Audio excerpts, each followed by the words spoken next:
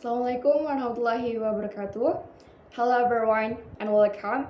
My name is Syarifah Sefianti. Then, what do you think about the HY blocks ex-corruptor from running in legislative election? Election is means of implementing people's sovereignty, which is carried out directly, publicly, freely, confidently, honestly, and fairly in the unitary state of Indonesia based on Pancasila. In the 1945 Constitution of the Republic of Indonesia, democratic or modern democrats carry out election. But not all elections are democratic, because democratic elections are not just simple, but elections that must be competitive, periodic, inclusive, and definitive to determine the government.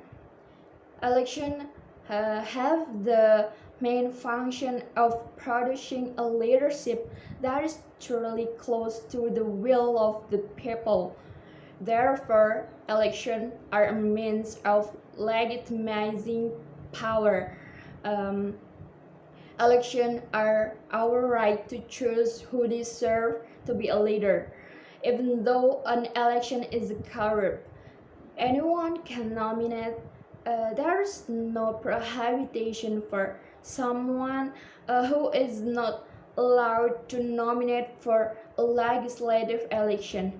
In effect, when the election was held, everyone was happy, and the vision and mission they said were carried out as well as possible.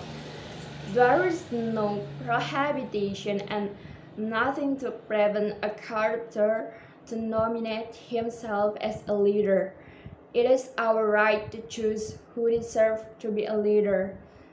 And then, the Supreme Court calls the regulation on delaying debt payment obligation related to the prohibition of former corrupt convict from becoming legislative candidates.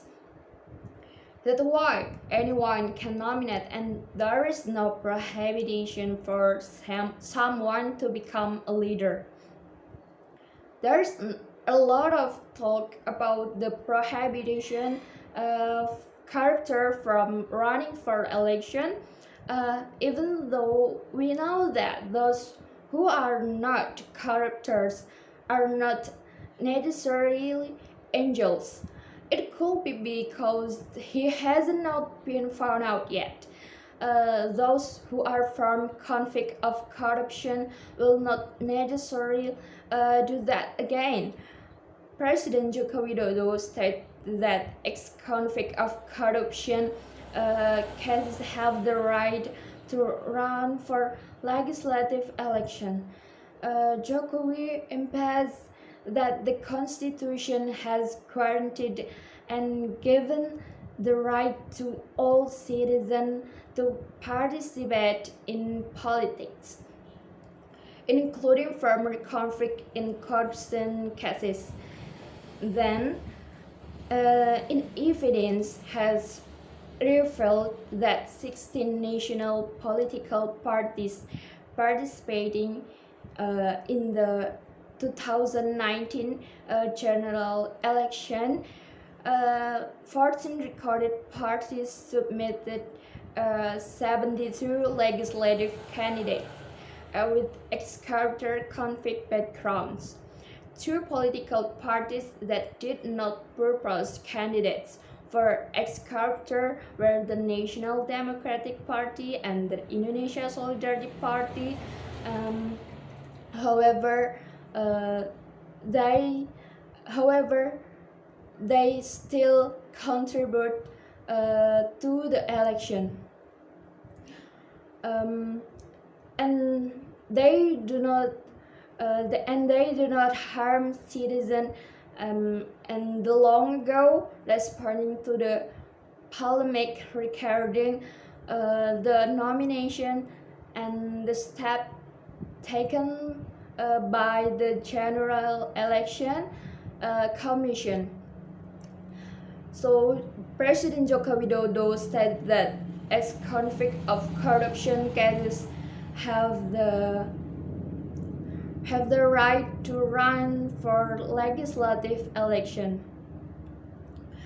And then in the last, a person's right to vote and be elected should not be an obstacle for the public to get quality election.